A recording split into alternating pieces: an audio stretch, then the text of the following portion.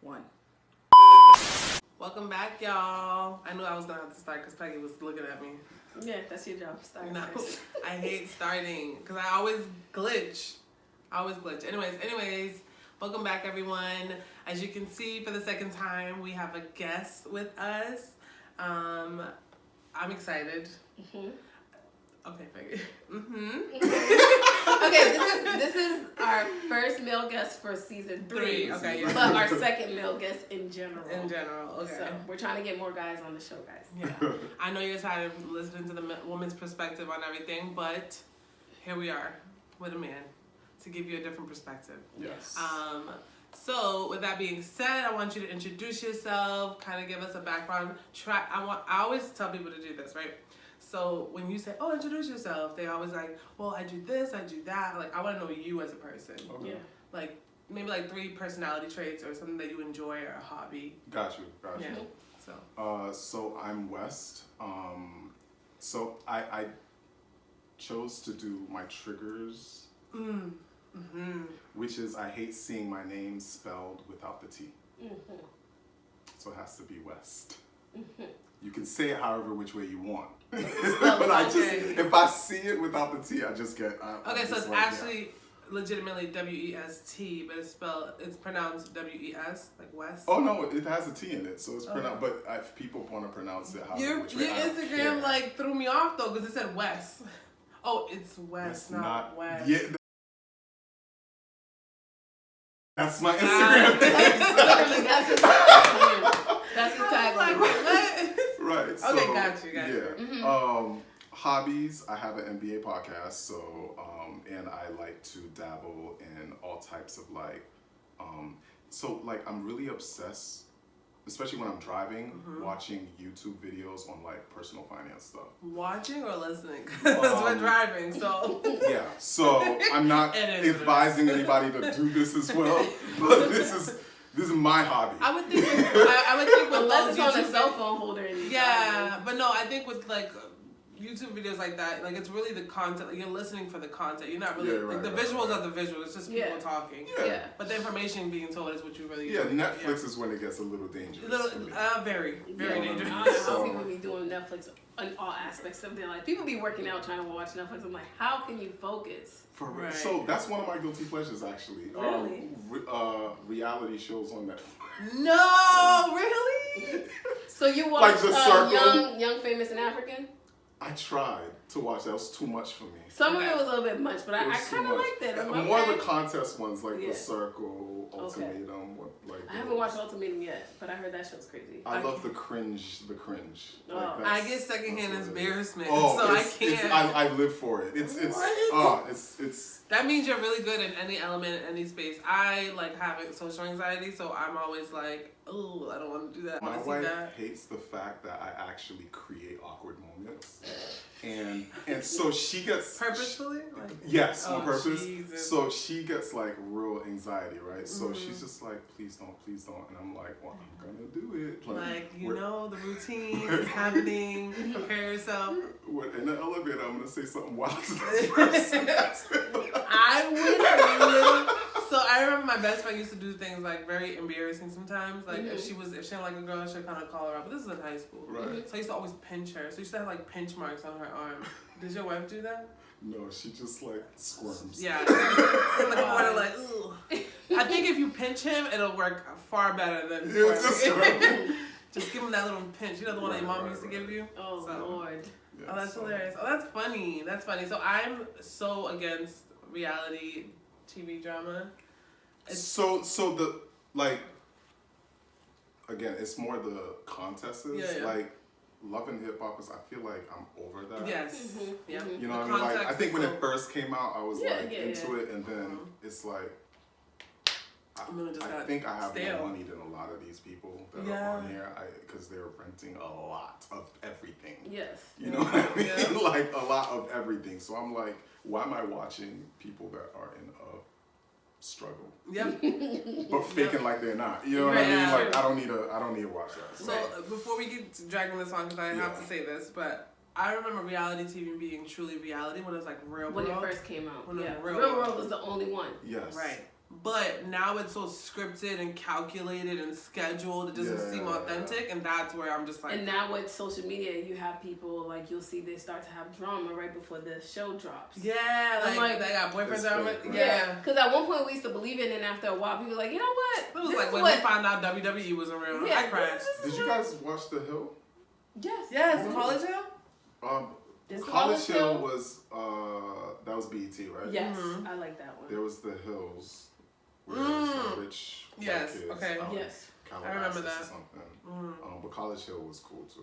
Yeah. No, and then there was another show that was Baldwin Hills. Baldwin Hills, yeah. That's probably what I was thinking about. Yeah, I liked watching that because I'm like, I want to see rich black people too. Exactly. Yeah. I know we got money out there. So watching that show, I enjoyed it because oh my god, there's like people that look like me that got money. Exactly. Yeah, you know, not just white that, people. and it seemed more tangible. Like, that's something I can do. Yeah, that's true. You just can't do. Anyways, it doesn't matter. You just can't do it in Boston because it's trash. Anyways, so here we are. I guess we're going to be discussing modern day marriage. I know over the years, the family dynamic in the house, also along with like what your marriage looks like, has changed drastically, right? So I figured you're young, so you've had to cultivate your own idea of what marriage looks like, how it's gonna work for you and your wife, right? Yeah. It varies with everybody. Some people really like the old school, like housewife. I'm the breadwinner. I'm not the nurturer. You're the nurturer, and they remove themselves from that aspect. But I want to know, like, just give us like a quick, like, how did you, when you was like, oh, I'm gonna marry her. How did you see the marriage happening? Like, how did you see it like play out for the 10 plus years? Like, I'm not sure how long you married. Yeah, pretty much that. So, I think what's interesting is that I did not. Got it. You see what I'm saying? So, and that might be different from how, previous generations did it. I think they're like, oh, my dad has, exactly. And I've seen dudes that I know that tried to kind of implement that way of doing things with their wives. Because that's what they see and that's what they know. Exactly, and it didn't really work out. But I think for us, what was important to me, and this is an actual conversation we had very early on, I was just like, yo, honestly, like, if we don't change how we interact with each other when we were boyfriend, girlfriend, I was like, I feel like, and this may have been a wrong way of thinking about it, but I was like, I feel like once someone becomes a wife, all of a sudden, which I can understand, the expectations are higher and different for that guy, right? But what if nothing changes? Yep. You were happy as boyfriend and girlfriend, right? So what if that doesn't change? Like, why do you have to put more restrictions on each other? Yeah. You see what I'm saying? So it's just like, yo, as long as we don't change what we're doing right now, I'm good. Yep. You see what I'm saying? Like, I have no issues moving forward, marrying someone, you know what I mean? So, yeah. You saying that, I remember there's a couple, they are in an open marriage. Right. And he said, although they're in an open marriage, he's never exercised that option. He's never stepped out of his relationship. And when I say step out, I mean like go with somebody, like not behind her back. It's obviously a conversation that needs to be had. But he says when you start putting restrictions, you kind of feel stifled and like tethered. And then you're more prone. You remember like when your mother like, you can't do shit, you can't go out, you can't do that. But I'm gonna find a way to do what I want to do. Right. So he's like, but I had that option, and it was like I didn't feel stifled, I didn't feel tethered to my wife, and so therefore it was kind of like natural. We kind of just like rock with each other. Right. We have conversations, and he's like, although it is we say open marriage, I have yet to exercise that option, and neither has she. But I think the idea of like these are the requirements to be married to me, and you have to do this and you have to do that. It doesn't become fun anymore. Yeah, you feel claustrophobic. And I remember, I think like, back in your mom's house, like what the hell? I think the episode when we had Rome last season, I brought it up. I said people like to use the line, oh, once you get married, things change. I'm like, it shouldn't change. You should be doing the exact same shit y'all was doing when you were boyfriend and girlfriend. Right. The only thing that changes is if you choose to change your last name and the government now knows that you're married in your tax bracket. Right. That's pretty much it. Me playing devil's advocate though, I think when we say change, I don't mean like the the stipulations on how the relationship should work, but definitely like the change should be growth. Yeah, of course. Not you should grow. Right, obviously, right. Like you shouldn't be the same couple that when you guys started dating at 22 at 42. No, there's different things that come. Wild. Yeah, there's different things that come into play, and if there's children, obviously your schedule might have to change because of the children. Exactly. Okay, how are we gonna handle daycare? Who's gonna stay home? How are we gonna alternate our schedule? Do you work in the morning? I work evenings, whatever. Those things are a given. But like the mind frame is like, oh my God, I'm a husband now, so I gotta do this. Oh my God, I'm a wife now. Still do the same thing. The only difference now, you guys are around each other all the time. You're married, you're in the same household, but still plan your date nights. Yep. Still do the same thing y'all were doing when you know were what's just a crazy? couple. That's a concept that I think is fairly new, like date nights and still dating each other. Because I know growing up when the parents that were around me that were married, they didn't do date nights. It was like you have your role, I have my role, we meet in the middle, and that's it. I think a lot of our parents too, when they got married, they knew their mindset is you go to school, do what you need to do, you find your husband, you find your wife, you get married, and your sole purpose now is to work to provide for the children. Your life. Make sure they have food on the table, clothes on the back, they go to school. Our generation, we're breaking that. Like, yes, we're going to still provide for our children if we decide to have kids. But we're going to live a life. But we're going to live our life too. Yeah. We're still going to have fun. You know what I mean? Right, and I feel like right now there's a battle between a lot of the women that want that and the guys that are still stuck with that traditional way of thinking, right? So you got guys like Kevin Samuels that become extremely popular, right? Cringy. And a lot of dudes that follow his style of platform all over YouTube and stuff like that. And so there are thousands upon thousands of men that are young that are actually watching this stuff and they're just like, super impressionable. Don't have a dad in the house because two-parent households are rare. Right. So that's the worst thing. Right. You're not my dad. Right. Like if you don't have a father to go to, be like, does this sound right to you? Like, does this actually or work? Even like another positive Right. If you don't have that, so you're gonna feel like he's telling the truth. And I always say to people, like, now that I'm older and a little bit wiser, I realize,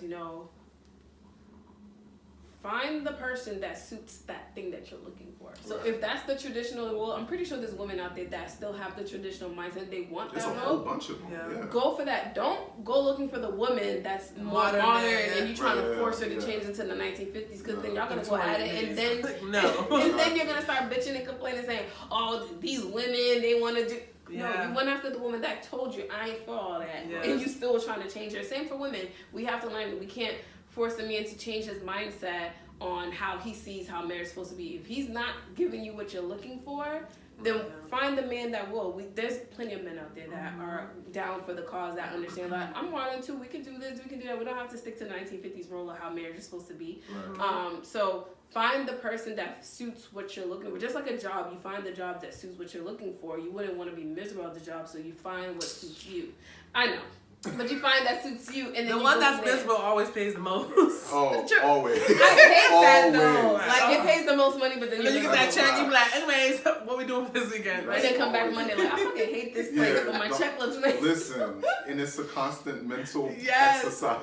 Yeah, it's like a manipulative relationship. Like, oh, we'll give you all this that you asked for, but you're gonna be you're tethered to this desk. Exactly. No, that's so crazy. So, my assumption is you have children. Yeah. Okay. I know I do not want children, but I do see my best friend raising her 3 kids, and her and her husband breaking all of the, I hate to say generational curse, because like there's different words now that people oversaturate, and it's so taboo to even have a conversation about. But like, he's Caribbean, and so there's like ideas that what a Caribbean husband should be. I mean, that was a conversation. He was like, he has 2 daughters, and he's constantly saying, I love you, you're beautiful. Like, right. So his boys overheard him, and he's like, you say I love you way too much to your daughters. And he was just like, what do you mean? He's like, that's a mom thing. That's like a nurturing thing. Someone said that for real?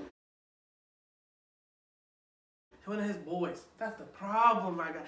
It was one of his friends. He's gonna kill me if I say this, but whatever. It is what it is. And he would, at first he was like, am I being like too mushy with my kids? But then he was like, I love my daughters, and I'd be damned if another man who has ill intentions on my kids you know, say these things because they never heard it from me, and now they're like, oh my God, they're enamored this man with loves him. me. Yeah. And so that's a really weird thing to say to your boy. It's your boy, but it's a Caribbean thing. Like Caribbean men, I'm like, I'm just the breadwinner. I fuck my wife and I go to bed. Like that's all I do. And I take care of my other family. Exactly. I take care of my other families.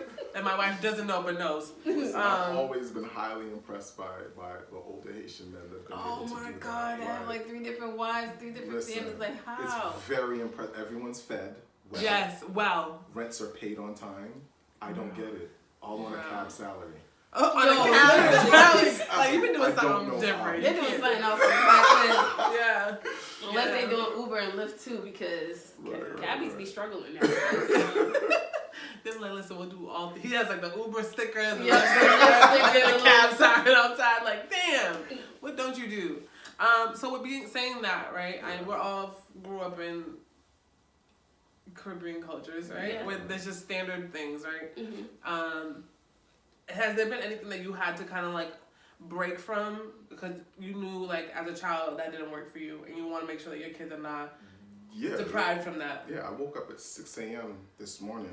So this is why I still have this on. I need to keep it till tomorrow to go to my kids' games and stuff like that. So even just scheduling this, I was on my calendar to see when I was going to be in town because I'm usually flying out of state to go to these basketball tournaments. So these are things like my father never really knew. Like he knew I played basketball, but he didn't understand like how good I actually was at the time. And I remember by the time I was like a senior in high school, I went to this tournament down in Alabama, and he had no choice but to go with me, right? And this guy he's sitting inside the crowd, and he saw me actually dunk in the layup line, and I'm coming down, I'm walking over, and then my eyes just hit his eyes, and his jaw was to the floor. Woo! I've been doing this since I was like 14. And he has like I'm about to go to college at this point, and his jaw's literally to the floor. Like, did he just dunk that? Like, what just?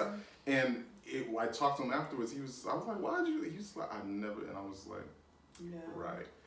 But it's because, and you know, I usually cover for him because I'm like, well, he's such a hardworking man. Exactly. Like I know he's working and this and that. Maybe he just doesn't have time. But the reality is, it's just like. I see the things that I do. I have a job where I'm actually like managing a whole team. I do real estate on the side. I'm in school, and I train my kids, and I actually go to all their games. So if I can do all that, and get a master's degree at the same time, like while I'm doing all of this, why couldn't he? You know what I mean? Like I think back on it. So these are the things that I'm like, I need to be more involved. I want to be way more involved than he was. And I want to actually, like, the emotional aspect, like you guys were talking about, that was never really there. And I saw how that affected me and my relationship before, because, like, that mushy stuff, it's like... It cringe, secondhand embarrassment. Haitian men don't. The role is go to work, pay the bills, make sure you eat, you got clothes, you go to school, if you get good grades, that's it. It's tough, right? So, but... It's like with my kids, I go out of my way to actually like give them hugs, tell them I love you. It's weird because it's still hard sometimes. Like you're out of your comfort zone. because I'm out of my comfort zone. But it's like for my daughter's funny. My daughter's very easy, right? But for my sons, it's like I actually consciously. It's like to do it. Like so telling your brain. Is it because how you were brought up, right? Right. There was a conscious there was a mentality of a man, right? Like there's like this is what a man, this is what I've seen, and this is how a man should act and receive love. And in your head, you're probably thinking you should only receive that from your wife or your girl, not like from your child or vice versa. Well, it's right. So because that's not how my dad interacted with us, right? So. It's funny because like now I'm so used to hugging my boys, telling them I love you, this and that, whatever. That I saw my dad 2 weeks ago. This is funny. I saw my dad 2 weeks ago, and I'm walking into his house, and I'm trying to give him a hug, right? But he's just like, I think think I saw a video where a parent didn't know how to dodging with a little me. kid. No. He was dodging me and trying to figure out like he was like, oh, you need a he's like, you need a pass through here, like. What, and I'm like, I literally said that. I was like, yo, I'm trying to give you a hug. He was like, oh, sorry. And I hugged him, and he was just like, yeah. And I was just like, oh, look, like that was so easy for me to. That was easy for me to do because I guess I've been practicing with my boys, and I didn't even realize that how. Mm-hmm. And then it dawned on me like, oh, I don't do that with him. Yep. And I was like, oh, like, because I was like, why was he so confused? It didn't hit me until afterwards, like, oh, this is not how we interact. Like, we'll dap each other up and give each other a pat on the back. We'll do that. Mm-hmm. But he was so confused because I hadn't seen the dude in a grip. You know what I mean? So I was just like... I can't even imagine. I would love to have seen that. Like, y'all just over here like... It was so funny. Like, it was so... No, I'm trying to go over here. But you know, I didn't even feel any type of way about it. I laughed. I was just like... But I learned something about myself in that moment. It was just like an epiphany. Like, oh, shoot. Like... Mm-hmm. I must have grown in this way, and I didn't even realize it. Mm-hmm. No, that's like huge one because I'm sure your dad. That probably sat with your dad too. Like when you left, it was probably still. He's like, why did he do that? What did he do? But I remember. So my mom has 2 kids prior to having kids with my dad, and then she had 3 more. And so my baby sister, well, she's not the baby out of the 9, but. She consciously was always telling my mom, I love you. My mom was very limited English, was like, okay, whatever. Anyways. And so she would go to school, before she leave, I love you, give her a hug. There was one time she forgot to do it, and she was bawling her eyes out at school. And she's like, I need to say I love you to my mom. And they're just like, what is happening right now? And then she called mom, and there's like, my mom is nervous now, because like, that's the good child. Mm-hmm. The other 2, she's like, all right, what they do? Mm-hmm. This one's like, oh my God, is she okay? And I was like, yeah, she's been crying. She said she didn't get a chance to say, I love you, blah, blah, blah. And so my mom was like, what? And then she's like, oh, I just want to say I love you. She's like, okay, I love you too, whatever. But my sister kept pushing that narrative with my mom because she wasn't doing that with all of us. Right. That now my mom is like used to it, but with her limited English, she said, I love you. She's like, you too. That's how she said, she's like, you too. And I'm like, that's not how you say it, but I'll take it. Because again, like, being affectionate is so foreign to her. Yeah, She's just a provider. Like, I'm too busy to be affectionate. I'm too busy to be giving you hugs. Like, what? Mm-hmm. Like, that's why I'm saying, like, a lot of our parents, we have to understand, they came here for survival purposes. Mm-hmm. Oh, absolutely. We came into the picture, of course, because the mindset is like... Rocking their worlds. Like, oh, you're about to do this modern day life. Yeah. So it's like, for me, when my mother first said, I love you, I know she always loved me. Mm-hmm. But when she said it... actions. It was on the phone. I was on campus. I remember when I was moving to campus. Mind you, 45 minutes away. You messed up. This lady was crying. I mean, my sister was like, "Did Peggy die? Is Peggy okay? Why are you crying?" She's down the street. Literally, it's a 45-minute drive. And I remember I was on campus and I was on the phone. I was like, "Yeah, Mom, I'm about to go take a shower, get situated, and go to bed." "All right, honey. I love you." And I was like, "Love you too." And it was so awkward because I was like, "Love you too." And it was so weird to me because I'm like, I know my parents love me or whatever, but in their mind, their love is like, you put clothes on your back, food on the table, you have a roof over your head. Yep. Your job is to just go to school, get good grades. Yep. So when my mom said it was like weird, but now it's normal to me. Like when she's not a texter, so I have to message her through WhatsApp. So we send audio messages to each other, and at the end of the night, she's like, okay, have a good night. Rest well with the Lord. She's super religious. Rest well with the Lord, and I love you. I was like, yeah, Mom, I love you too. But now it's normal to me. I don't look at the phone weird. Like, oh my God, she said I love you. But when she first said it, I was like, yeah. And you're in college. You know, went through elementary, middle school, and high school. But now I'm 19, 20, and I like, wait, what? And that blows my mind. Like, it's usually the people that are super religious that can't do this. Oh my God. Right? That this is so awkward for them to actually, and that just blows my mind. But they profess their love of God like all day, every day. Like, saying Jesus loves. I'm like, you don't love them. You're not doing if we are all children of God, you should be the same way. Like, what are we doing right now? But yeah, no, that's funny. That's actually amazing, though. Yeah. I love that for you and your dad. I have a question. What about your mom? So, I don't know my mom. It's so funny that you're asking this because I just had this conversation with my wife probably a week ago, right? And she was just like, she was looking at me and she was just like, yo, like what changed between you and your mom? Like, I don't, because I remember you telling me stories about how you used to be with her. Because I think growing up, like even up through middle school, like my mom would be on the bed and I'm just cuddled up on her or whatever, and she'd be like, oh, like, you know, but like she'll grab me, whatever. But then it's like as we got older collectively, like me and my siblings, it came from like, oh, my little niggas to like, damn, these niggas. Oh no. You know what I mean? Like eating up all my food. Oh yeah, when y'all were growing children. It's like as we got older, it's like that connection just like, and I can't remember when it happened. It's just like, it just stopped. And so now it's awkward when she's like, you know, now that I'm an adult or whatever, she's just like, you know, I look on the phone, I'm just like, oh yeah, I love you too. But it changed. Like it was, I can't remember what age, but I feel like maybe 6th grade. Like it just stopped. You know what I mean? Maybe she stopped viewing you as a child, and this is just maybe that's what it is. This tidbit that you gave me, like children like snuggle up with their mom on the bed. I'm sure you were like young.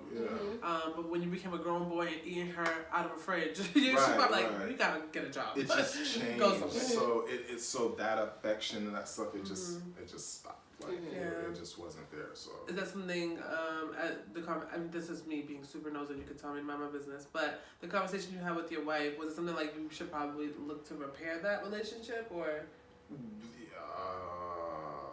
if you think it needs to be repaired, I guess.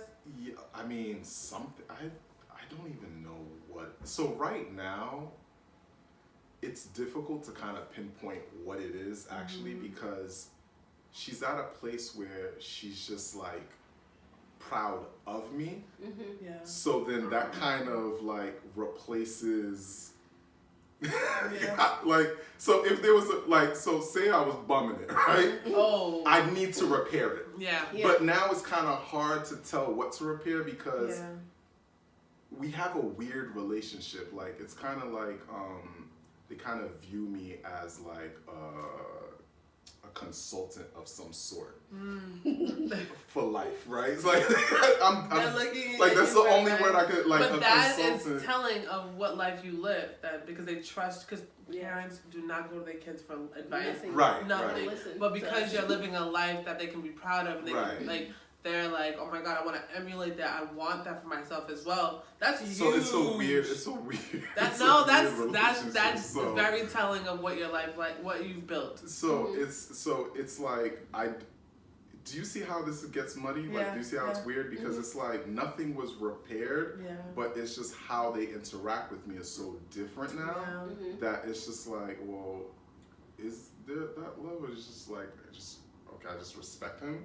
Like, is that all that it is? Like, I don't know exactly what I'm seeing. You know what I mean? So I think maybe it's a, and I don't know, but I think maybe it's something that you probably have to just like sit with for a little bit, and like maybe therapists can like, you know, you can open up a little more. You know what's funny? I think our parents can use therapy. I think first off, they're not going to be honest. Like, they're going to come and say there's nothing wrong. Because, I mean, I think they faced a level of trauma that we'll never understand. So let's talk about that, because I had this conversation with my cousin, and I'm just like, as me and my cousin grow into the woman that we want to become, and we're being our authentic selves, and not, you know, falling into societal norms of like, I should be having children, I should be married, I should be doing this, why am I single, like all these things, right? But we're so comfortable in this space because we've done the work mentally, emotionally, that we start to think about our parents. Like, dude, like, does she have that space to be vulnerable? Does she have that space like, yo, I'm tired, I just want to sleep? There's days where I'm like, do not disturb, don't nobody call me, I'm not seeing nobody. But my mom didn't have that space. She had kids very young, and she's just been a mom and a caretaker. She was removed from school, I think after 1st grade, and never went back to school. Right. She was home taking care of all 9 of her siblings, because she's the second oldest. So she's fetching water, she's making breakfast, she's waking up at 5 in the morning, making breakfast so that they can go to school. Then she's helping her mom do laundry and all that other stuff. So I'm like, damn, did she ever have a space to be like, I'm tired, I don't want to do this shit today? I don't think they have. And I just know, like, this is why I can't really blame my parents for anything. Exactly. like, I can't. We say that all the time. Yeah, I can't. Like, I can't. We could have done without the trauma, but we can't. We were angry at them, but because you're a teenager. Yeah, like, I didn't like this. Like, damn. Right. But then as I got older, and then with therapy too, I realized, when I went with my mom, you know how like sometimes you kind of catch yourself looking at your parents like, you know what? Wait, you actually went with your mom? I went out with my mom. No, not. Oh, I was about to say that's huge. We would have had confetti. I would have had confetti popping bottles. Mama actually went to therapy with me, but no, I went out with her yesterday, and I was looking at her, and she was like, "Oh, I'm experiencing." I'm like, "Mom, you need to learn to lay down." Yeah.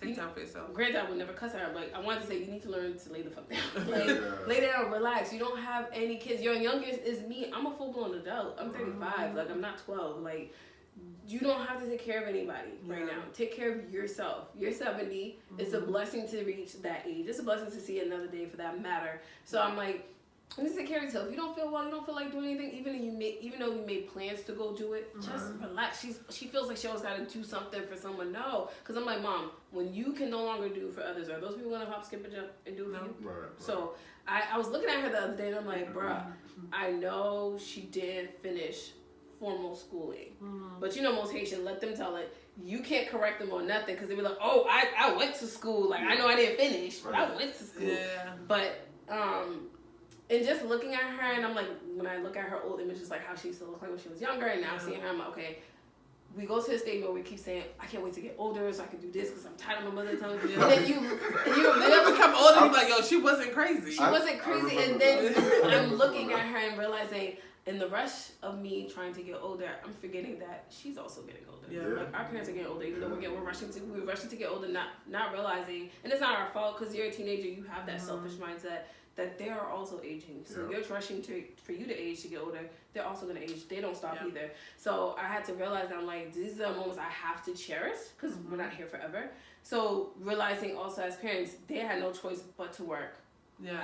A lot of them never finished school. And those who have, that's amazing, but a lot of them did not. Some of them have stepped foot into college. So for us to go to college and finish or do something with ourselves, they're happy with that. Yeah, I've always appreciated the fact that you said it earlier, like they came here for like they literally were surviving coming here, so, right? And I know I don't eat. I wasn't planned. I know I wasn't planned. I don't need someone to tell me that. I'm not gonna ask either. But I know damn well I wasn't because they weren't financially in a position to have me. You see what I'm saying? So like the stories my mom would tell me about, cause she moved here from Haiti to New York when she was like 15, 16, right? And she thought she was coming out here to get an education, but she really ended up coming out here to be a maid and just to watch people's children. You see what I'm saying? So the second that they found out that she actually was taking night school or whatever, she found a church community or whatever, and they put her on to some classes that she could take. They kicked her ass out. So she was literally riding the train in New York, sleeping on the train, and like up and down from one end to another. That was her. At 16, this was like 17. You know what I mean? So it's like you don't know the language. Nope. You don't, right? You don't know the land like that. You just got here. So for her to get from that point to having me, you know what I mean? Working a factory job, still in Brooklyn, New York, working at having this brand new child, like she don't know what to do with them, to building, having a home in Florida and doing this and doing that. I'm highly impressed by them. You know what I mean? Like, it's insane. Yeah. Her story got me into college. That was the essay that I wrote was about her. You know what I mean? Her life, and I got a full-blown scholarship because of that. You know what I mean? So. Like I like everything. So it's like even though we talk about like, oh, you know, they don't show me love, whatever. There's times where it's just like, okay, like I'm here. I have these opportunities because it's just my job now to make sure because I'm in a better place now. I have room to implement some of these things with my kids that they didn't have time for. They didn't have time for that. They were just trying to eat. And God forbid, you know how some Haitian parents be like, when you come up and like, actually thought, like, they go sit down somewhere and it's like, oh, I want some attention. But their focus is like, I gotta gotta work to pay these bills so you can have these fun things. And even guaranteed I didn't have that's like a high level of love. Like that's an ultimate level of love. If you think about it, like I'm setting all my wants and needs aside to make sure that you're good. It's crazy. Like that's like unconditional love for real. Absolutely. Yeah, from parents, yeah. Like, I feel like now our generation, we can kind of balance it. Like, I'm still going to have fun, but I'm going to make sure my kid's good. But our parents was like, no, our kid has to be good first. There was no way. Like, we have that balance. They didn't have that. They didn't have that balance. Like, what's that? Yeah. Church, work, school, my kid. That's it. That's all they know. Their balance was church. That's it. Literally. That was their fun. Mm-hmm. The fun that I didn't want to be a part of. Just being dragged every time. Like, oh my God. I literally would sit there and watch them like, oh, these motherfuckers really think this shit's fun. Like, they're having a blast right now. In the name of the Lord. Got you outside for a whole nother hour while they talk. Like, no, come on the phone so we can go home, please. Yeah, we're not doing all day, and they're actually like, this is dope to them. Don't let it be a week revival week. All your fun is canceled. All your cartoons and stuff. Watch that. And it's always in the summertime, right? Yep. Cancel all that. None of nothing's happening. Yeah, So I guess for you, because we're very young, no matter people think we're not. Mm-hmm. What were some things that like you? How do I say it? So being young, there's a lot of things that you obviously didn't know, like going into a marriage. You knew you wanted to marry your wife. You knew it was gonna work, but like you didn't know there was no template, and you didn't want a template. Right. But what were some things you realized? Oh, I didn't realize this was gonna be a thing in marriage. If there was ever anything. So I think like like taxes. People forget about taxes and like how that looks once you're married. Yeah. So I think just like the financial aspect of things, like I remember like I used to get a paycheck and like, oh, this is the sneaker check. Like this week I got and then next week it'll be a shirt. Yeah. And then, I mean, so the important thing was building my closet inventory. Yeah. You know what I mean? And not like your bank. Yeah. So it's like, but then it's like now we're having conversations about debt and this and that, and I'm just like, what? I mean, like, what is happening right now? Can you imagine how, like, I'm mind blown, right? It's like, mind blown because we got married, like, we was in, like, late 20s, right? Or, I was in my late 20s. She was in her mid-20s. So it's like, I'm looking at it like, I feel like this is just, again, there's no template for this. Yeah. And I'm used to just taking care of me and myself. And there's always bread for me. Yeah. You know what I mean? So it's you know how to divvy it up for yourself. Yeah, it's like, second party. Yeah, and so when she's looking at me, this ain't gonna give me shit. She's like, oh, so you just like, so that job is like, that's good for you? Like, you know what I mean? Like, that's like, you know, it's just like, maybe it's not. You know what I mean? Maybe I do need more. You know what I mean? So, but these are things like you have to come together and like talk about, like, what are your goals, dog? Yeah. Like financially, where do you see yourself in X amount of years? When you have 2-3 kids, where are they going to be living? Yeah. Do you think that's a conversation that should be had prior to marriage? Because was this conversation happening before you got married, or after? Like, so I think it was like somewhere between like us being engaged and moving in together and like marriage, like the first year of marriage or whatever. But then, like, I want to say since then, we got, like, super focused. Like, it didn't even make sense. Like, we got laser focused, right? So, you know, I at the time, I had made a lot of bad decisions that a lot of dudes growing up in a certain environment make. Because they think it's cool. Yeah. So, that scholarship, I got to go to school. Didn't have it anymore, so it was like, okay, now I gotta go back to school. I need to get a bachelor's, but it's like, so to pay for that, like, so she suggested one time, like, why don't you get a paralegal certification at BU, because she knew, like, I would like read random, you know how they have the terms and agreements on shit? Yeah. I'd be reading it and be like, oh, I found a loophole. Like, really? So I need to do that. She knew I was like into the just randomly. She's like, why don't you just do that? Whatever. So I did that. That helped me get a job at a law firm. That helped me pay for get my my bachelor's, whatever. So it's like, but it's her being very like in tune with you to know like he's really good at this. How can we monetize that? But you know what the problem is that, and this is what I've personally seen with my friends who were not in a good place the same way I was at the time. Like, I knew I would never be a bum, but I also realized a lot of dudes get suggestions from their girls, and they don't fuck with it, right? Like, they don't actually take their suggestions. Until their boy tells them, and they're like, right, like, well, they gotta watch it on YouTube first, right? Like, they gotta see some other nigga say it first, but like, they won't actually like, yo, my girl put me onto this and like actually do it. It worked. So when she told me about that, I was like, oh yeah, I think I will do that. You know what I mean? Like, there's a reason why I'm with her. She's smart. Yeah. I mean, like, that was one of the criteria I had. So it's like, so it's like, how do I maximize on her intelligence? You see what I'm saying? It's so she's making this suggestion and it eventually worked out. You see what I'm saying? So I think that with us learning these things together and actually like being laser focused for a long period of time, we actually outlasted a lot of couples that we knew that at the same time were getting married and you know what I mean? So it's like, we were too busy to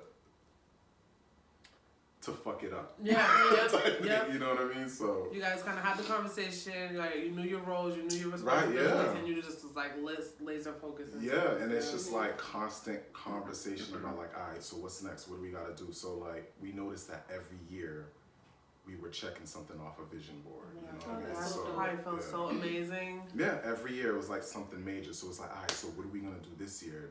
You know what I mean? So, and we're still doing that to this day. You know what I mean? So now it's like, it's transferred over to the kids. It's like, all right, you know, they're included now in that check off. You know what I mean? So it's like, if we don't accomplish anything, it's like, well, at least they got did one of our kids do something dope? You know what I mean? Right. We help them accomplish something. Like, I think that's so dope, because me and y'all like calling him Butter, but I call him Bae.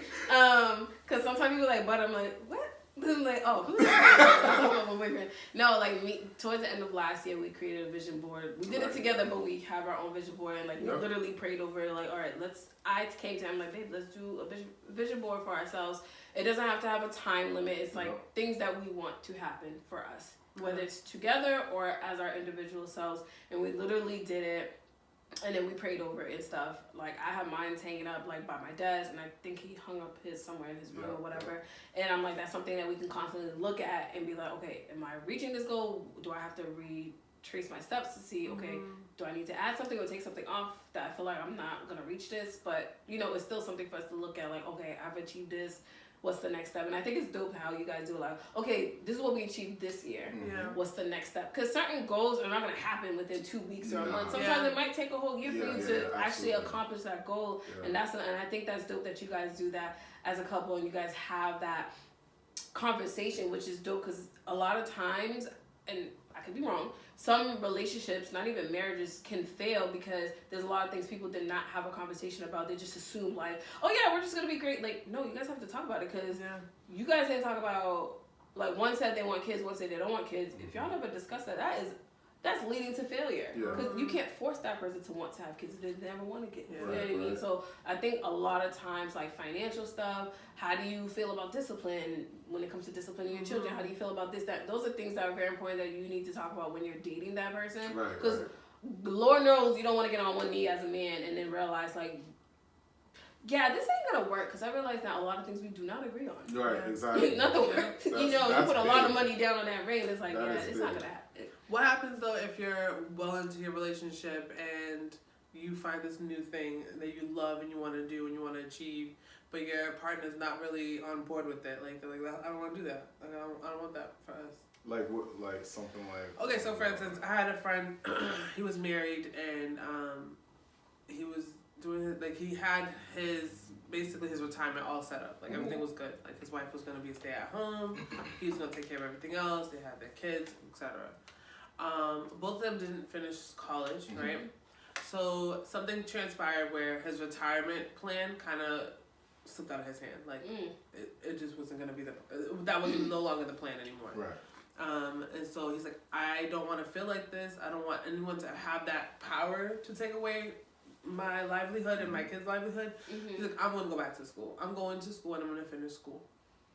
So he's telling his wife, like, you know, we should go to school, like, set an example for our kids and also secure our future. And she was like, but I don't want to go to school. Like, I don't, whatever. And that was like a constant back and forth to the point where he was like, well, this is what I want for my kids to see.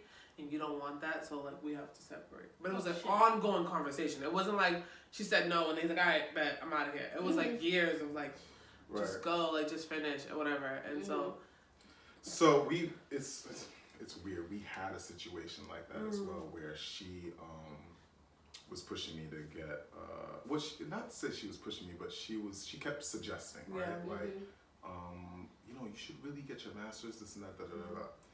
And so I'm just like, well, you ain't got your shit. Like, why do I need? You know what I mean? Like, why is it on me to get? You know what I mean? Why me? Like, but you know, so after a while, it's like I have all these plans, a career trajectory, and she's looking at it. She's like, yeah, but when you look at what it says the requirements are, you need that, right? I will interject on this because I've seen it plenty of times in my job. Right.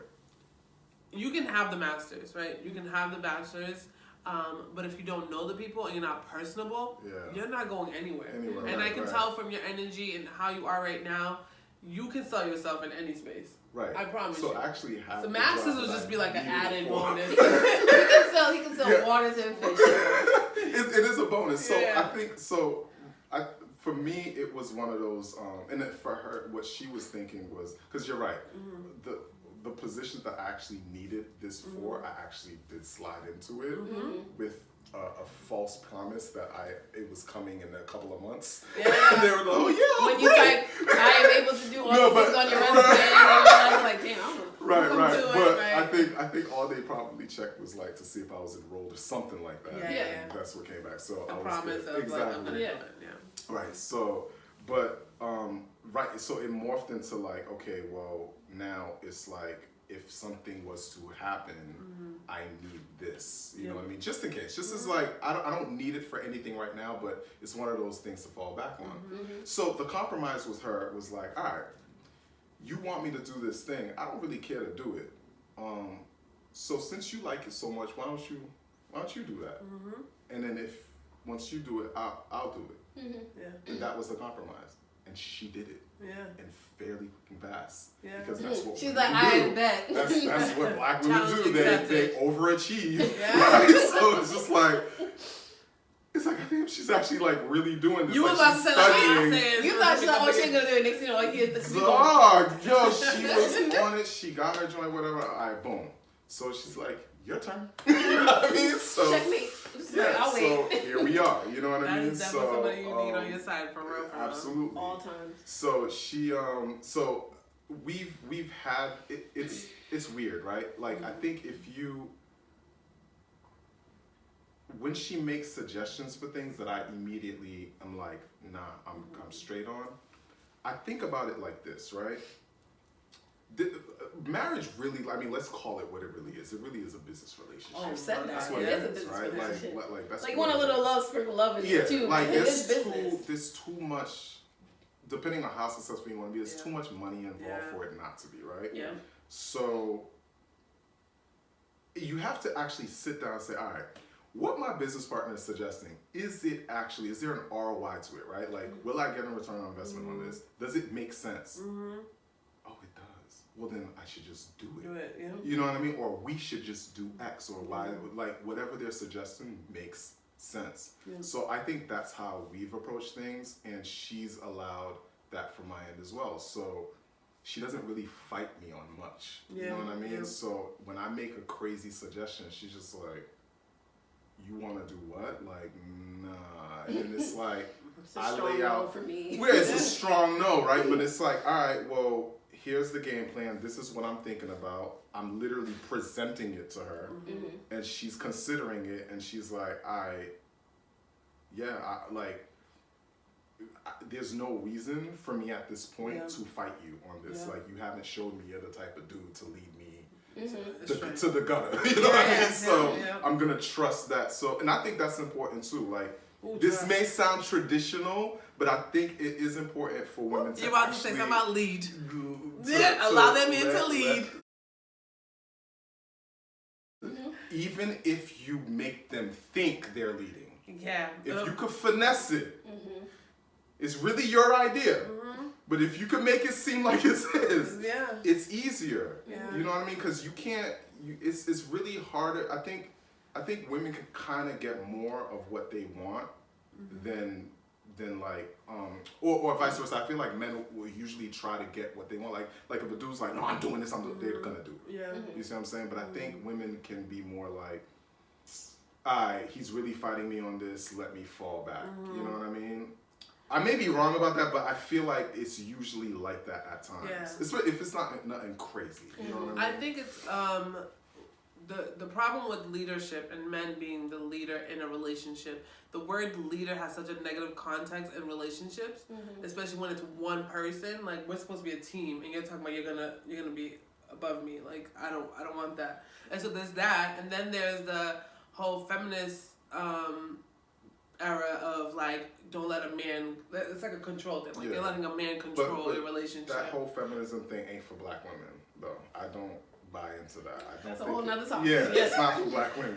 But I understand what you mean. Yeah. That there's a negative connotation behind it. And I think I struggled with that when I was in my last relationship, because although he was very traditional in how he wanted the relationship to be, he wasn't asking much from me, right? Like, he was like, I just want you to do this. And I was just like, I don't want to do that. Because that means you're going to lead, and I don't want to do that. Because I grew up with a very strong, independent mom who took bullshit from nobody. And she told us, don't take bullshit from nobody. So in my head, that's how I always operated in relationships. And I will take accountability and say I ruined a lot of good relationships. But I think if they were meant to be, they were going to be, right? So let me ask you this, right? You said that the leader thing has a negative connotation because, like, if you're a team, whatever, right? If there's a team of 5 basketball players, of course there's a point guard. If there's a team on football, there's a quarterback. Yeah. Whatever team if you're on a project team, a project management team, right? You need a team lead, right? Everyone is as capable. Anybody could be a team lead on that team, but usually there's a personality type, right? Yeah. So it doesn't matter what type of relationship you're in. Even in the animal kingdom, whatever, you already know about the whole alpha male thing, with the gorillas or whatnot. So it's like in any situation that you're in, where there's more than you go on vacation with your girls, there is someone leading that charge. Yeah, no, I get that. You see what I'm saying? So there's always, I think what you're trying to say is, and I agree with you too. I think 1,000,000,000% I think it's like throughout history, and then you have people who add religion into it. The whole mindset of let the man lead. We're supposed to submit, and it's like the submit part is very hard. And then some men take it to the head like, oh, you're submitting to me. I'm gonna lead you, but sometimes you're leading me right to the gutter. You didn't help me. It's blind leading the blind. I tell people, look, it's usually the men that want that power trip that don't lead you anywhere but the gutter. Nah. Yeah, a strong man don't even have to fucking articulate. He don't have to say he's the alpha. He don't have to say nothing. Just his actions.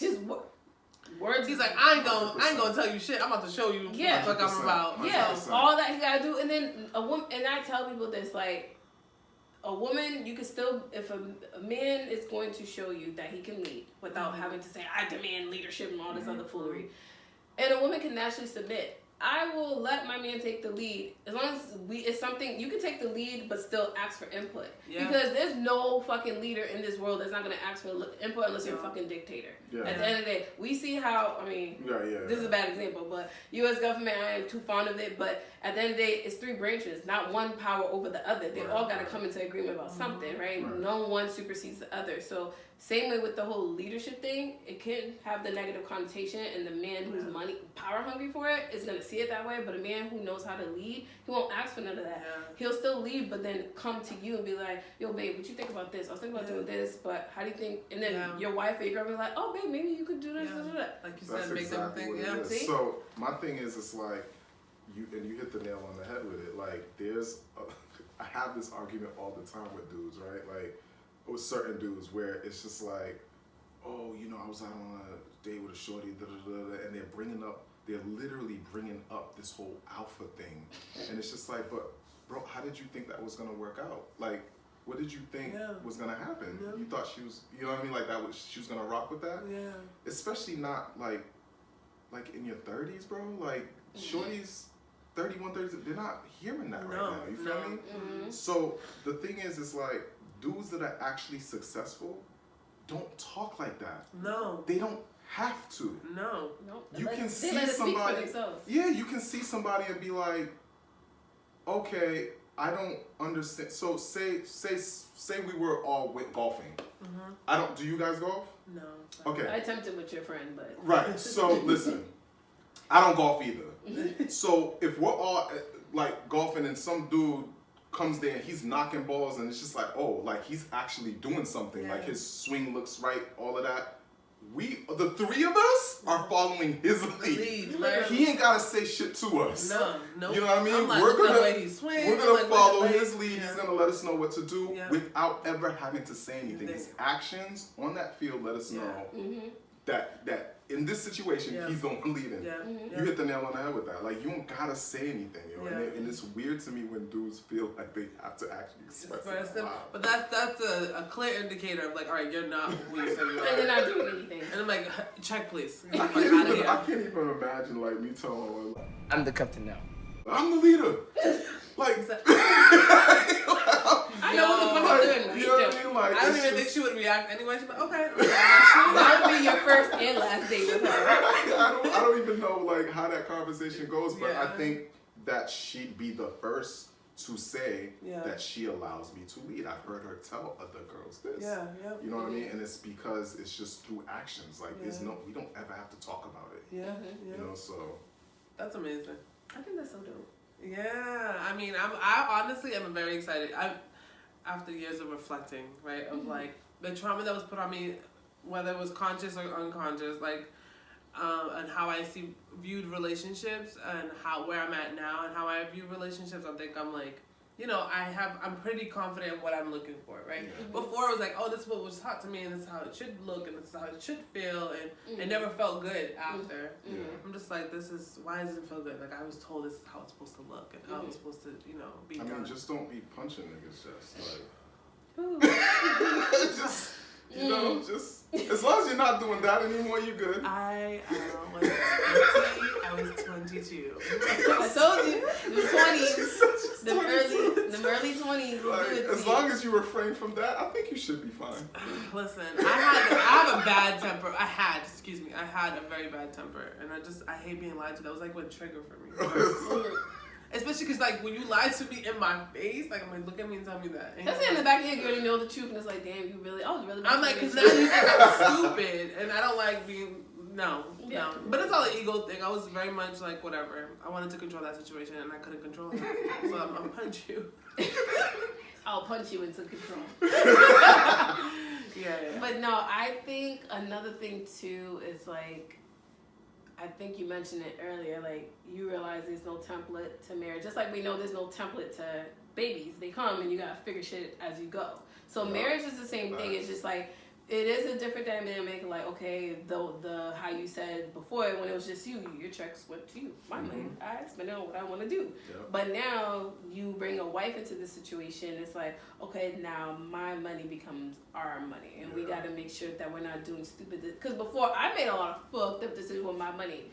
So I know I fucked it up for me. And it felt good to do. Yeah, it's like, oh damn, I fucked it up. It did not feel good when you seen that credit score. Yeah, like years later, I'm like, so I can't lease this. Got it. I learned the importance of credit score the hard way. But before, it was like, whatever, what the fuck, swipe.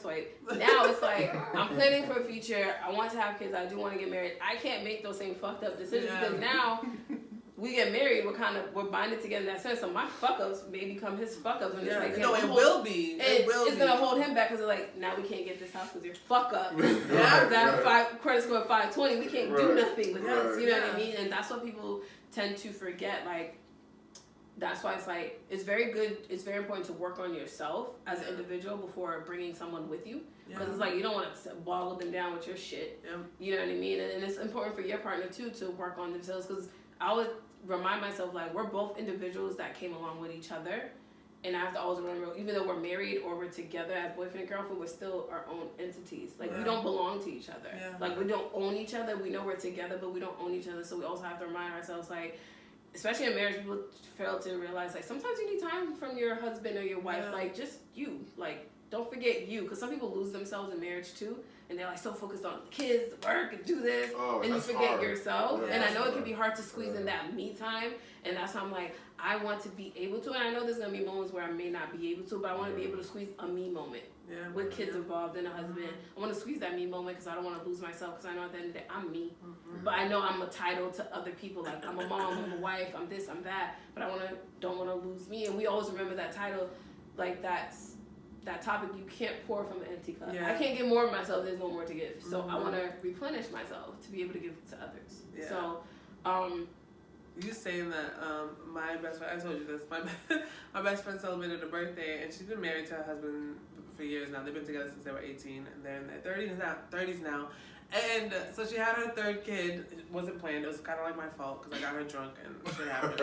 He's like, baby should be called Tito's because this bitch was drinking Tito's and acting different. But anyways, so after the third baby, like, you're older, your body's reacting a little different, right? So she'll call me like, I'm not okay. And I'm like, what happened? She's like, I don't know, but I'm not okay. And she'll look at her husband and be like, I'm not okay. And he'll just like look scared, like, fuck, what do I do with this? Like, you know what I mean? Because she's like, hormones are like running rampant in her body, and like the baby's crying, and it's the kids. They vary in age. It's like 12, 7, and now 1 year old. Like, it's a lot, right?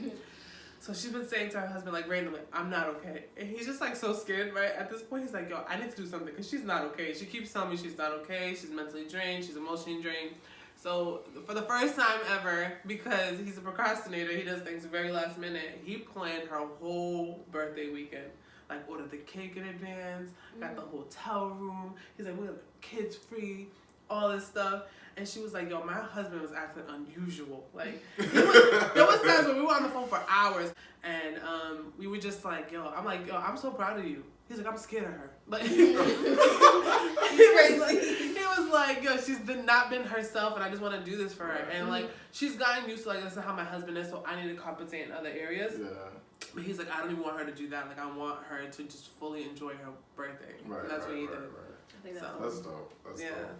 So it's a lot, and it takes a lot to know your partner too. Because I think COVID, when we were forced to stay home, I think COVID made people realize, who the fuck did I marry? So many divorces. Oh my god. Yo, I know divorce rates went up because it's like dead ass. Like, if your marriage survived the pandemic and like whatever, you're good to go. Like you're solid. You guys can survive anything at this moment. But if it didn't, that means I feel like, I mean, it could be a number of things, but I think like people have this infatuation with like, oh my god, marriage. I'm like, it sounds good, but it takes work because both of you will evolve. You're supposed to change. As long as it's not changing for the worse, it's changing for the better. And then if you factor in children, you have to factor that into that change you to individuals because now you were childless, now you got kids you got to take care of. Yeah. I think there's a lot of dynamics with that, but I think we mentioned in the beginning that our parents didn't get to do is like squeeze in daytime, make time for us. Like sometimes we like fuck them kids and drop the kids off at somebody else's house and it's you and your partner like enjoying each other. Like this is what we used to do before kids. You posted a video of this couple of this is what we used to do before kids. They were drinking, having on the trip, and then what they're doing now with kids. They're like at the hospital, and I mentioned this. Like I said, I think I might have to reconsider. Yes, I remember that. They were having so much fun, like getting drunk, like trips, and then the kids, they have the kids they're in the hospital now, like, and the kids running around. I guess one of them is sick, and I'm like, yo, I may have to consider. Mind you, the kids are sick up until they get to the hospital. Now they have all this energy. Like, but crazy. I think it's funny, right? Because I got a lot of a lot of people DM me off that video I posted in my stories. A lot of people sent me DMs about that. But what's interesting is that it's not. Like, the conversations I was having with them was that once you leave that whole club life, whatever, you have, like, that scene when they were in the hospital, it's kind of dope to me in a way because it may look miserable. Yeah. It may look especially miserable. At 3 a.m. though. Listen, it may look miserable, right? But there's a thing about when you've outgrown something and you're on a different path and you have a whole different list of goals and a whole different checklist, that actually it feels right. Like this is where I should be. You know what I mean? They probably did not have to be at the hospital at that time because we used to do shit like that. With our firstborn, it was just like he coughed, we was at the hospital. You feel me? Like because you don't know. You don't know what you're doing. You'd be damned.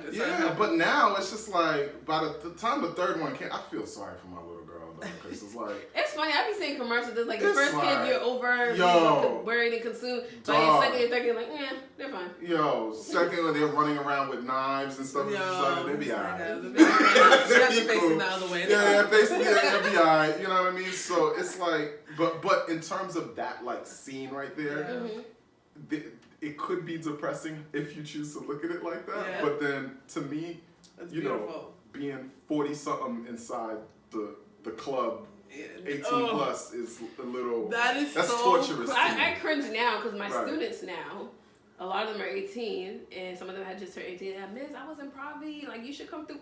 God no. I never cared for the club. And now the fact that I have a group of a good 4 or 5 graduations I've been through so far. But you guys could be at the same spot. We could. And now seeing them, I mean, I see them at the mall. Here's the craziest thing, and I tell people, as a teacher, I don't know about y'all, but when we were growing up, when we was in school, I don't think we ever saw our teachers out in public.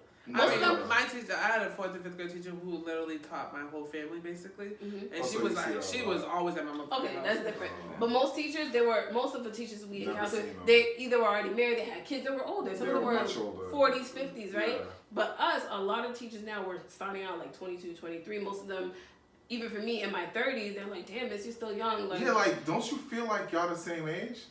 I mean, to a certain extent, you know what I mean? Like, I'm hip to what they're talking about. Like, I mean, I had students we talking about Push and P, and I'm like, what the fuck, shut up. Like, I'm tired of it. Like, but when the craziest thing too is like when they start telling me, oh, Miss, my mom, my dad, they're the same age as you, and I'm like, God damn it. That's weird. They were in high school when I was in high school having you. So sometimes when I'm interacting with these students, I have to remember sometimes their parents are our age. Oh, wow. Their age. Yeah.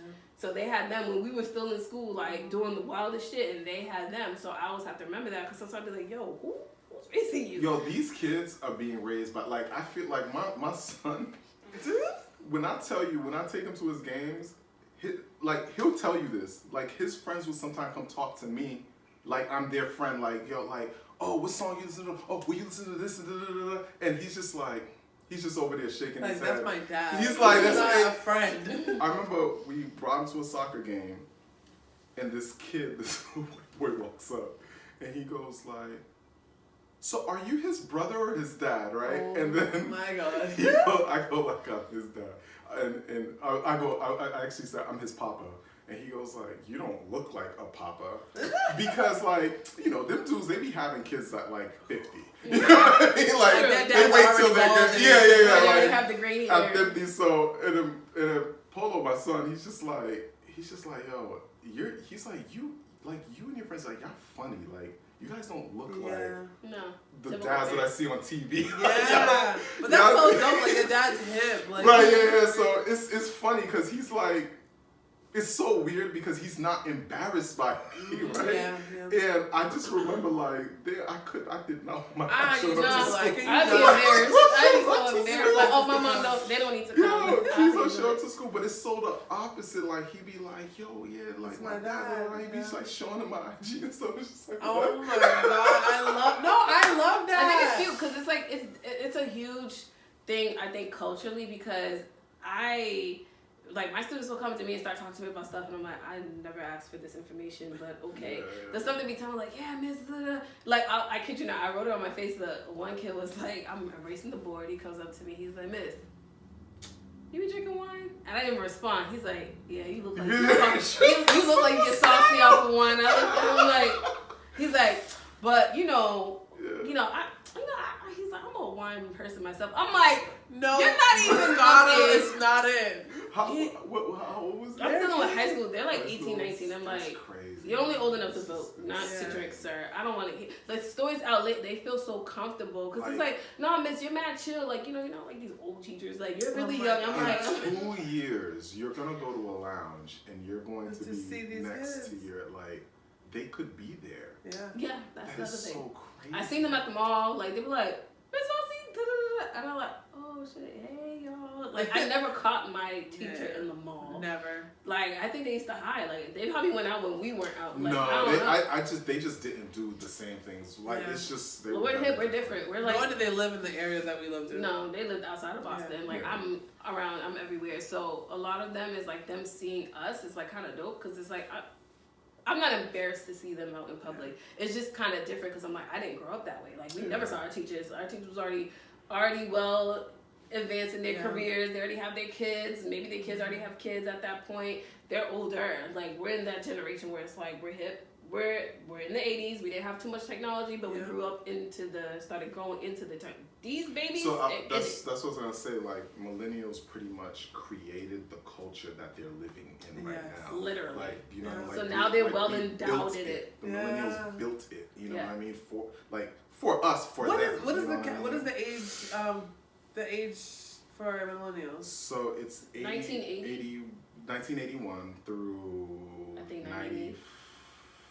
It's the early 90s. Yeah, 90s. You threw me off because you said they, because we are they. We're they. Well, the group that I'm teaching now. Gen Z. They're the 2000s. So millennials would be us. Yeah. They would be Gen Z. Okay, yeah. Like Gen X and Gen Z. The Gen Zers, whatever you guys want to call it, they were born literally like 2000, 2001, 2002. Yeah. Like the kids that I'm teaching the kids I'm teaching this year, they were born in 03, 04. I remember showing them a documentary about like when Google first started. Like, people didn't know Google. Like, Google's not gonna last. Like, why do I need to search anything? And they're like, oh my god, that's when Google started. I was like, fuck, I forgot. This is when they were born. They were born at that time. So the whole concept of like when Steve Jobs said, you know what, we're gonna open an Apple store. Mm-hmm. People were skeptical about it because people were like, why would you open that? Gateway had a store and it didn't last long. Like, and I'm like, oh shit, I forgot about Gateway stores.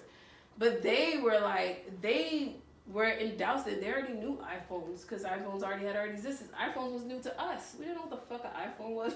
Right. Like, it was too expensive. I remember when that shit, when I first seen the commercial. The first generation iPod, like, they don't know the iPod. They don't know that. They didn't have to deal with iPods. We got a chance to deal with it. They never got to deal with it because they got an iPhone. Like, one of them said, oh, I got my first iPhone at 8. I'm like, my first iPhone, I was 25. Same. 25. This kid said he was 8. Yeah. There's a huge gap. There's a disconnect. Like, but no, like, the whole concept of it, and I think maybe part of it, what molded my mindset for marriage too. I still believe in it. It depends on who you're clicking with. Yeah. Some people are not meant to be with each other, and I'm like, y'all both toxic. And the fact that y'all want to still walk down the aisle is concerning. But I think part of it too, I feel like there's different mixtures. For me, it's my environment, seeing my parents married, but there's certain things I do not agree with in regards to them. And then, you know, it's not just solely based off religion, because there's certain things in religion when it comes to marriage I totally do not agree with. Right. Like, there's some people who are so knee-deep in religion that they even believe, like, you shouldn't even get divorced. I'm like, so if I'm getting abused, and my children probably getting abused and getting cheated on, this man has other women and other children, I'm supposed to stick around this marriage? I think the fuck not. That would not happen. Yeah. And my mom told me that's one thing she did not agree on. Like Roman Catholics, they believe in that. That's why it was like a big thing when women try to get divorced. It was hard to get divorced, like, if you were Catholic, because they didn't believe in that. They thought till sickness and in health, until death do you apart. I'm like, well, I might be the one dying. I'm dying already slowly. So you know what I mean? So that's the certain things in marriage when it comes to the religion aspect I do not agree with, but I still believe, even though a lot of people in society today may not agree with it, and that's fine. Like, I still believe, like, no, I want to be down with someone for the rest of my life or whatever. I don't have a problem with that. She's complicated. Even with that question? She's complicated. Listen, I'm growing. Yeah. I'm evolving. I don't know. I don't see a need. I right now I don't. Right. Maybe it'll change in a year. Mm-hmm. I'm a woman that evolves with time. I'm not one to stick to one ideology. Like, I don't know. At one point I was like, this is what I want, and then I got a taste of it. I was like, hell the fuck no, I don't want that. Mm-hmm. So right now, no, I don't want marriage. Mm-hmm. We'll see. We'll see how that looks for me in a couple of years. But anywho, I know I would definitely not get married again. If you got divorced? Oh my gosh, I would never get married again. Yeah, I'm one of them. It's too much. It's too people much. who talk about, this is my 5th marriage. Why? Oh, hell no. Give up. It's just like, no, I don't Be see done. the benefit of Just that. date them. You are the problem. No. It's just too much. I actually, I was just saying this to a friend because he's been going in and out of relationship. I'm like, Jude, as your friend, I'm telling you, you should probably just take a year to just do you. Stop getting in relationships and dealing with these fucking broads. Yeah. And he was like, the fear of doing that and being too comfortable and happy in that space and not wanting to revisit a relationship. There's nothing wrong with that. I was like, that ain't the lie. Because I say this all the time. People think they be calling my bluff. You even say it. I really, truly enjoy living alone and being alone and doing what the fuck I want to do. I never called you bluff on that part. The bluff I called you on is different. But no, I think there's nothing wrong with that. I think if you end up meeting, by the grace of God or some miraculous reason, your partner, and they took that time in themselves to be single and invest in themselves to heal whatever they were healing from, and y'all come together, and y'all are like, not exactly the same, but the thing that you were looking for, that you know in your heart what a relationship should be, and y'all mesh together, who knows where that could take y'all, because y'all both took the time to do the work individually, and then now you're working together to make each other better. But if you're in your peace and someone's coming in to disturb that peace, hell fucking no. Don't ever let someone come disturb your peace, especially if they haven't worked on themselves and they think, oh, that's why you're gonna die alone. Okay, I'm gonna die alone and happy. You know what I mean? Like, Betty White, she died at almost 100. And I've seen men on certain podcasts say like, oh, women who are comfortable with that, they're gonna die alone. Like, y'all that saying you things feel like it's a problem. I don't care. Well, I think what they're talking about is the financial aspect of it. There's women that make more money than men, so it's like, you're right, but the average woman doesn't. True. You know what I mean? So, I mean, that's why we're still fighting for equity, right? Yes, so that's true. The majority of women in this country do not. Yeah. So when you look at it, the highest growing rate of homelessness, unfortunately, are women. You know what I mean? And the reason why it's growing is because there's more of this, like, I'm just gonna be by myself type thing, but there's a point where you're not gonna be able to work anymore. So you're homeless? No, I'm joking, I'm fucking with you. So, like, there's a point where you're not gonna be able to work anymore, and it's like, is your retirement plan really gonna hold you down for X amount of years? You might live long. Women outlive men all the time. I always say this too. I do not want to live to where I'm senile and I can't care for myself. Right. God, please take me.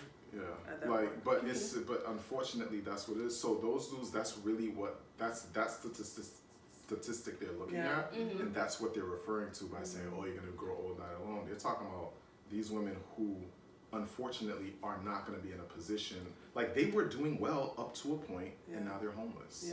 And this is a real thing. You know what I mean? So especially with the way this country is going, so and the inflation idea is and that all that other you stuff. need a partner, you know, to hold it down with you. You know what I mean? So it's unfortunate because and that's why when I tell people, when women talk about equality, this is what we're talking about. It's the money aspect. Like, we work the same job, same title, we probably had the same amount of experience, but you're getting paid more as a man.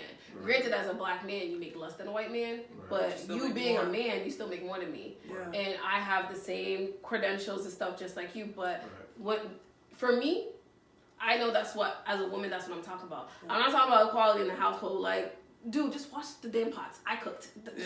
Like, there's certain things, I feel like there's certain things, there might be certain gender rules in a marriage. Like, babe, can you please take out the trash? Because I'm definitely not taking it out. But when I was single, by myself, of course I'm going to take it out. But now you here, taking it out. But when it comes to the money aspect, because there's a Netflix series called Explained, and they had a whole series on money. They said usually women on average take the hit for money, especially when children are involved, because then we get pregnant, we lose money because we're not working, and maternity leave pay is not even a guarantee in this fucking country, ghetto. And so the man ends up still making more money than us because he didn't have to miss out on staying home. And if he did, now they're offer paternity leave. Paternity leave is not even that long anyways, so man can still go back to work quicker than we can. So we still take the hit at the end of the day because of we're bearing children.